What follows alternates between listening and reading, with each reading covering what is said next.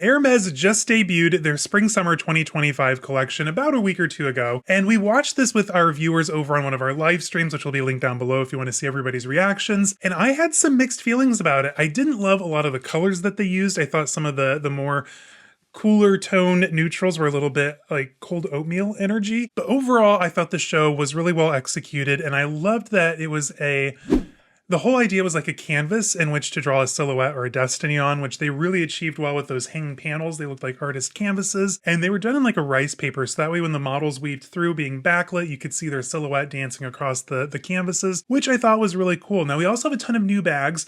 We're going to rank these in 3 different categories: shoulder, handheld, and textural totes. I feel like textures as a whole was the big overarching theme for this runway. We saw a lot of things like wood, leather, horsehair, denim, and I'm pretty excited to dive into these. Now, PurseBop has generously shown us photos on their website from the objects, the Reese, the runway, and I'm going to link all those articles down below for you guys so you can go and read what they had to say. But let's get to ranking these. We're going to rank them from S, which is going to be our top tier, A, B, C, and then F for fails. Again, I love Hermes, so there's not going to be a lot in the F category, but I think I have 1 or 2 that might surprise you. And we're going to kick it off first with shoulder bags. Now, first up, one of my favorites that we're seeing again is the Constance Elan. So this is going to be part of that continuing East-West trend that thankfully we're going to see into next year, because I bought a lot of Celine Boogie bags and I would like to get my money's worth. But when it comes to the Constance Elan, this one, you guys, is absolutely stunning. They showed it in Rouge H, which again, I think we're going to be seeing rich reds and burgundies play a big part in 2025 as well, which I'm happy about. Those are gorgeous colors. Now, what I love about the Constance Elan, this one, it gives you a bit more of a versatile crossbody strap, or it can go crossbody better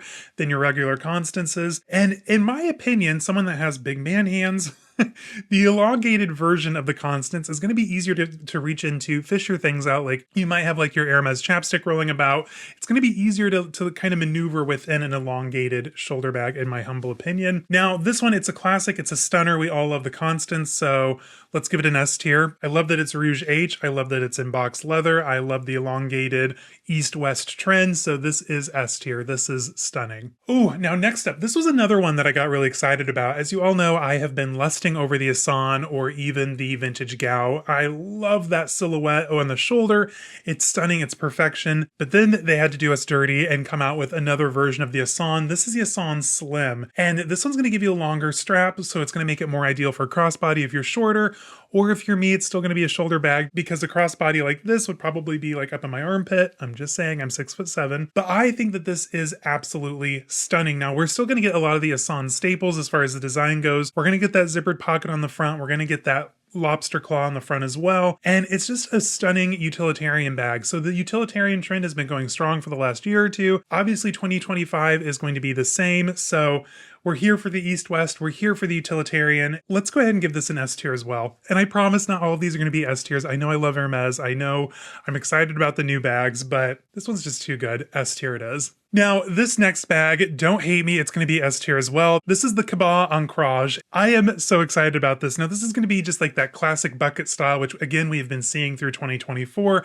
Looks like that's going to carry over into 25 as well. And I love that it has just a simple nod to the Chant d'Ancre with the buckle closure at the end of the strap. Again, the web strap is going to be a web, so it's going to be very similar to like my Hermes Vespa back there, which is quite literally one of my favorite bags. It is so comfortable, so lightweight. And this new Cabas Ancrage is going to be made from an unlined Togo leather. So you're going to have that glorious suede on the interior. Stunning, smooth leather. It's going to be nice and puddly and just absolutely fabulous. So yeah, S tier. I mean, throw a little bit of Chant d'Ancre on something and it's immediately S tier for me. I love it. And I'm super excited to see this hit the stores. Now, this next piece is very interesting, and I'm not quite sure if this is like a bag or technically an SLG, if there's room for other things inside, but this is the Caliso To Go, and essentially this is going to be built with an included leather-wrapped notebook, which is fabulous. We love a 2-for-1, right? And it's also going to have the Hermes G2 propelling pencil as part of the closure for the bag. Now, Jean-Louis Dumas was a huge journaler, and this is kind of like a nod back to that. So this is going to be perfect for those who take a lot of notes, who write things down,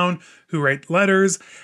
Is this going to be a good bag for everyday people? Is it even a bag? Do we even know that? I don't quite know, but for now, we're going to rank this a B. I think it's just too niche, in my opinion, for mass appeal. Is it fabulous? Yes. Is it a great collector's piece? Yes. If I had better handwriting, would I shell out the money for it? Probably. Overall, we're going to give her a B. She's a B, in my opinion. There, see, I'm fair. I'm just in my opinion. Now, this next bag, this is the Messenger Etrivière, and she's cute, don't get me wrong. Now, they showed it in the Evercolor leather, which is what I have on my Lindy. I love that leather. It's very hardy. It's very nice to the touch, holds the color beautifully. Now, in addition to the Evercolor leather, you also have some bridal leather accents, and apparently this is just the plume, but messenger bag style. So with that in mind, I mean, that's cute. It's also very utilitarian, very simple, very under the radar. I mean, a good messenger bag never hurt anybody, so... it's a little plain and boring in my opinion. Let's give it a B. We'll give it a B. Messenger Etrivière, B. Final answer. Okay, now this next one, guys, I am super excited about. Like I said, give me a little bit of Chaîne d'Ancre, give me some boxed leather. I am 100% there.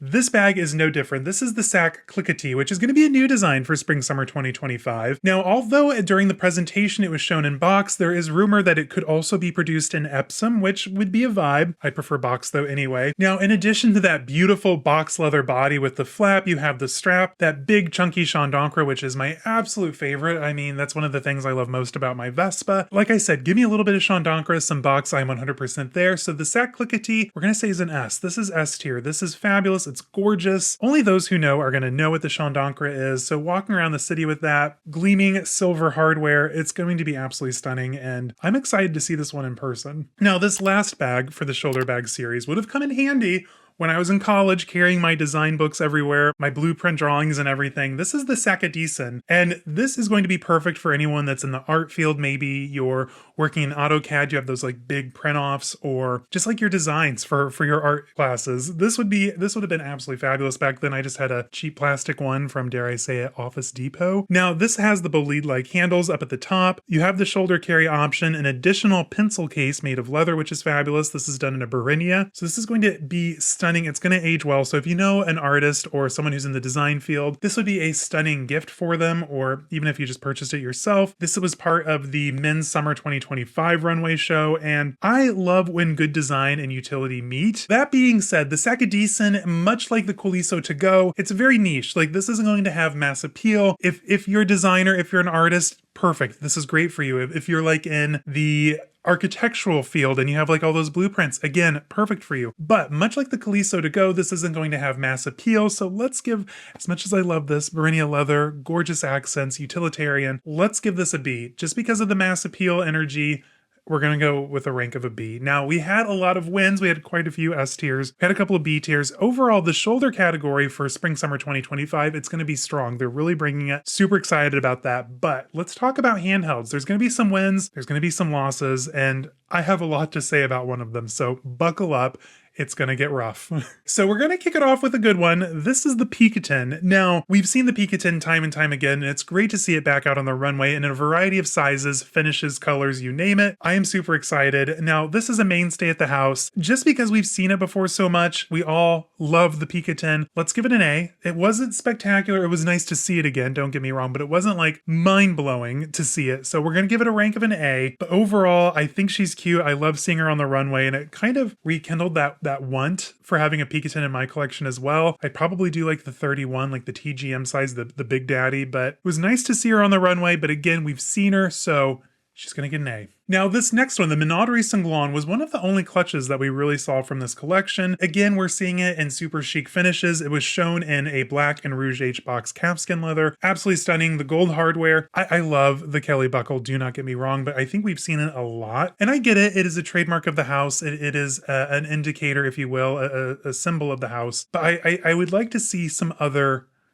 examples. Again, I've ranted and raved about the Chaîne d'Ancre forever. I think it's unique. I think it's interesting. Is it terribly useful? I don't know. Let's give her an A as well. She's fabulous, don't get me wrong, but I'm not that excited about it. So rank A it is. Now this next one, the Sac Maximore, I'm excited to see it again. We've been seeing this lately since Spring/Summer 2022. I love this bag. It's not even one that you see that often. Low-key jealous. I know someone that was offered one recently, so I'm gonna have to give it an S tier. It's a fabulous little bag. I think you can dress it up, dress it down. Perfect for running around the city. Now we saw in it some gorgeous colors on the runway. Again, it was a lot of like neutrals, reds and pinks, but no, this cylinder shape again is going to be pretty big. It falls into the east-west again as well for 2025. So She's an S tier. Let's just be serious. Ooh, this next one, I am so excited that they're bringing this bag back. We saw it again for 2024. This is the Plume bag. Now, we saw it in a variety of sizes, which is amazing. We saw in a lot of neutrals. It was shown at the presentation in gold and beige. Plume, she's a classic. She's stunning. I really want one. I think Jess over at Jessie Style has one, and I really need a Plume in my life. So let's give her an S tier. She deserves it. She's a gorgeous bag. Now, next up, I am so mad that I missed out. This is the Shoulder Birkin 29, and this is a mainstay from the Jean Paul Gaultier era, which they brought back for 2024. Again, we're reading into that east-west trend that's going to stay strong for 2025. There's other east-west bags that have been discontinued that I could see them kind of bringing back for fall-winter 25. Let's hope they don't, because we need those resale values to stay down a little bit. I am so mad though. I missed out on my chance to get a really good deal on an old shoulder Birkin. They were like $3,000-$4,000 a couple of years ago. Now they've shot up to almost the price of a regular Birkin, so I missed out. I missed that train, but I love the shoulder Birkin, and I especially love it in the size 29. I think it's absolutely cute, super charming. Let's give it an S tier. It's a fabulous bag. Now, they showed a lot of bags in denim, so I'm going to lump these three together. We saw the Eau Aqua in denim, we saw the Neo Garden Voyage in denim, and we saw the Cargo Birkin in denim. I love denim, don't get me wrong. I loved it in the Eau Aqua. I loved it in the Neo Garden Voyage, and absolutely fabulous material. I would love to see it kind of like, you know, get a little frayed, if you will, a little bit of color loss. Now, did I love it as much for the Cargo Birkin? No, I didn't.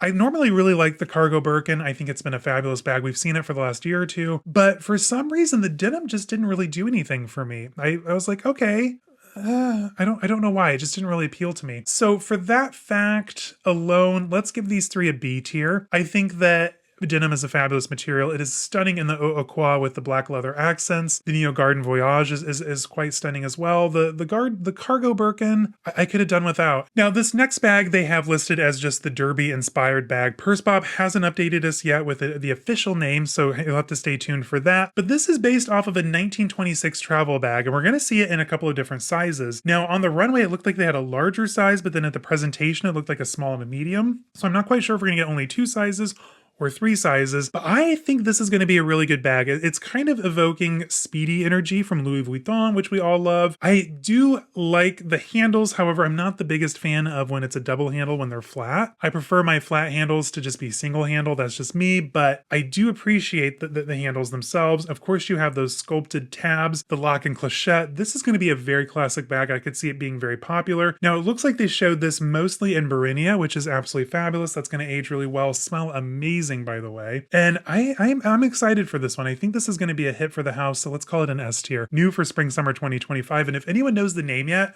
drop it down in the comments. I'm really curious to know. Now, we have two really big bags coming up, but before we dive into that, hey guys, my name's Caleb. I post luxury and lifestyle related content 3 times a week, so if that's something you're into, hit subscribe down below. Consider joining our membership for extra perks access. We do have the members meetup coming up, and the project, which I'll be teasing for a couple of weeks before we launch. I'm literally so excited about that. So if you want more information on that, definitely join the membership. You'll get first peek, if you will. These next two bags, these are going to be controversial, if you will. Very controversial. Now, first, we're going to kick it off with the Mini Kelly Pompi. Now, they showed it in 2 different colorways. We saw a black version, which was box calfskin with delicate swift fringe. And then we had a stunning red colorway, which was shown in the glossy Shamkila goatskin and box calfskin. Now, I think this bag is gorgeous as it is. It is stunning. It is beautiful. But I'm thinking like long term, I'm looking down the road and I could see some of these tassels or these fringes kind of like curling down the way. And while it could be a vibe, it could also bother others. So just for wearability and that longevity, let's give this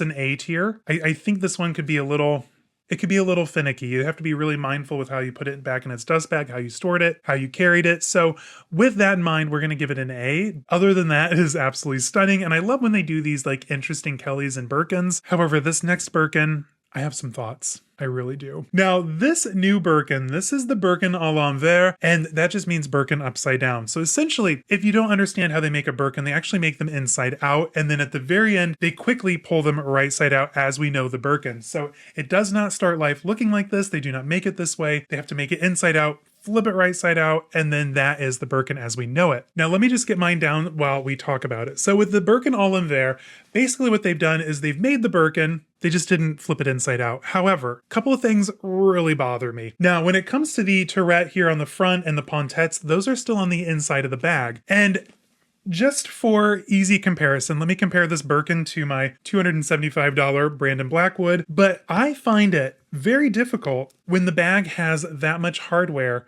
on the interior with the opening. I find that this, I really have to get my large hands around it. Again, that's my fault, not Hermes's. With this Birkin, because it's a larger size, you're going to be able to get your hands in pretty easily. Now, with these pontettes on the inside, I could see these wreaking havoc if you're wearing any like bracelets. I could see bracelets easily getting caught in those. Lace cuffs, these are going to be a pain when you have them on the inside of the bag. What also drove me crazy, even though they've made it incorrectly and they haven't flipped it out, they still put the feet on what would have been the inside of the bag, which I think kind of ruins the entire fantasy, because we all know if it was flipped inside out, much like the hardware on the front, the feet would also be on the inside of the bag. So that being said, those things drive me a little bit crazy, I'm not gonna lie. It's hilarious. Sarah over on Instagram showed us how to flip her Birkin inside out so that way we didn't all have that urge to do so. She hated every minute of it, would not recommend, and I'll have her Instagram link down below because it was hilarious to watch. I feel like for a Birkin, I could see collectors going ham over this, and maybe I'm not that big of a collector, but I don't know, there's just some design instances regarding like things like that pontette and the turrets on the inside. You're gonna have the feet, which would have been the inside of the bag on the outside. The whole thing is just confusing. I think it's a little gimmicky. I wanna give it an F, but I know it's a Birkin, so that knocks it up a little bit. So let's give this a rank of a C. This is a C class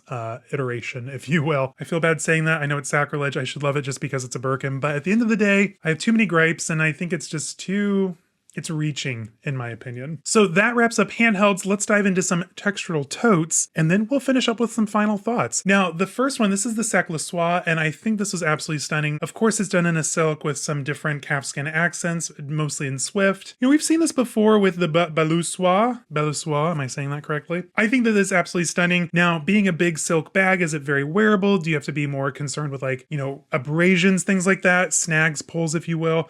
Absolutely. So because of that, let's give it a B. I think she's pretty. I think she's fun. These usually go really well on the resale market, the Balenciaga and the Sac Cliquetis. So we'll give it a B. She's a B tier. Next up, we have the Cabas Curriculo, and I think it's absolutely stunning. Now, this is kind of done to evoke maybe a flapper's dress with the different tiers of fringe. Now, this is made from Barinia and horsehair. Horsehair plays a huge part with the Hermes branding, the design cues. And a lot of you, when I mentioned the crinoline fabric, weren't too excited. Those of you who've had it in the past said it's pokey, it's scratchy, it's itchy, the hair's poke out, and it's a problem. So I could see this not being the most comfortable bag to carry. However, it's absolutely stunning. I love the design. I love the horsehair. I really want one of their horsehair bag charms. So I'm going to give it an S tier. I know it's my channel. I can say what I want, but I absolutely love the design. This is an S tier bag. Now, next up, let's lump these two together. This is the Cabas Trissage and the Panier Trissage, and basically this is a bucket and a tote bag made of woven leather and horsehair. I think both are stunning. I personally prefer the bucket shape more myself, just because it has that single handle. It looks like you might be able to attach a crossbody strap to it, but I love how these little like tassels of horsehair stick out the top with the tufts. Both are absolutely stunning. I think I could see a little bit more wearability with the tote, just because, hey, it's a double-handled tote. Gorgeous. Let's give these S tier. They're stunning. Now, this next one, this is the Etriviere shopping bag, and it's utilitarian. It's stunning. It's for the men's summer 2025 runway. I love that it has the Brides de Gala design, which we've seen by Hugo Gregard since 1957. It's done in a hunter cowhide leather with the handle. I like that it has that versatility. You could either carry it more short handle or lengthen that strap to be on the shoulder. I think this is going to be a good beater summer tote, so let's give it an A tier. It's not quite exciting, but it's exciting enough. It's beautifully designed, and A tier, I guess, right? Now, let's end it on a very unique bag. This is the Sabot Ouzier, which basically translates to wicker clog.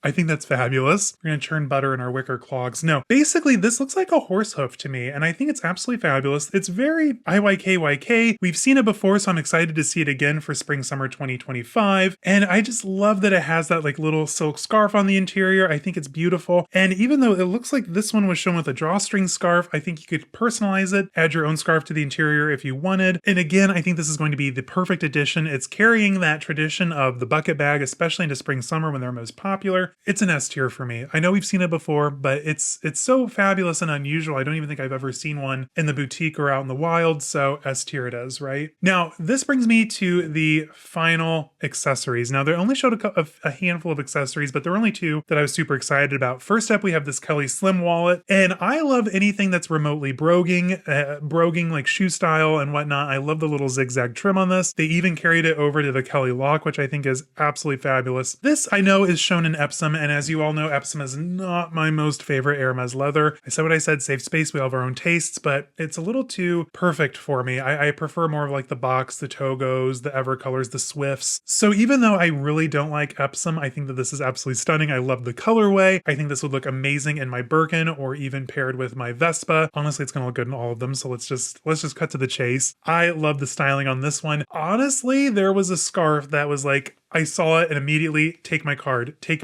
I don't know who the artist is or what the design is called. However, it's like this very amazing Southwestern inspired country Western aesthetic, and it has the cowboy boots on there. The border along the edges remind me of like Santa Fe, Arizona, like being out west. Those beautiful like pastel tones with like those earthy rich hues of like ochre and tans and brick reds, and that is going to be one of the items from this entire runway collection and presentation that I'm absolutely going to have. So I'm gonna be stalking the website for whenever these things drop, so that way I can just snag it or maybe run to the boutique here in Chicago and pick it up. I thought that the runway itself was fairly bland with some of these like more lighter earth tones. These lighter neutrals were very, I don't know, it would have to be like on the right skin tone. On me, it would make me look very sickly personally, but I did like the more robust reds, those gorgeous shocking shades of pink and fuchsia that also came out. So in my mind, it wasn't as amazing as that grass meadow runway that will always probably be my favorite. Overall, it was a very good presentation. I thought that the new bags are exciting, minus the Birkin à l'envers. I think that one is, I don't know, maybe I just need to see one in person to understand it, but in my head, I'm like, what? What? I don't quite see the appeal, but I'm excited to see what spring summer 2025 brings us. And what were your favorites? What were your misses? Let me know down in the comments. Let's get that conversation going. And until next time, guys, stay safe, have fun. I'll see you on the next one. Bye.